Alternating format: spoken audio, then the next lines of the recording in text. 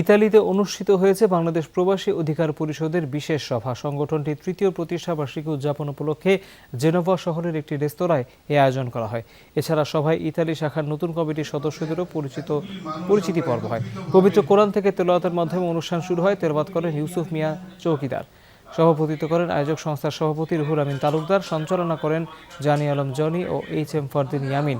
অনলাইনের মাধ্যমে বক্তব্য রাখেন সংগঠনটির প্রধান উপদেষ্টা নুরুল হক নূর ও কেন্দ্রীয় সভাপতি মোহাম্মদ কবির হোসেন। আয়োজনে আরও বক্তব্য দেন গণ অধিকার পরিষদের সিনিয়র যুগ্ম আহ্বায়ক মোহাম্মদ ফারুক হাসান ও হাসান আল মামুন বিন ইয়ামিন মোল্লা ও মঞ্জুর মোর্শেদ। প্রধান অতিথি ছিলেন রোমান জান্নাহ। বিশেষ অতিথি ছিলেন দেবা শিপন। অনুষ্ঠানে আরও উপস্থিত ছিলেন মুস্তাফিজুর রহমান খান, মোহাম্মদ ওপি, এইচ.এম. ফারদিন ইয়ামিন সহ অন্যান্যরা।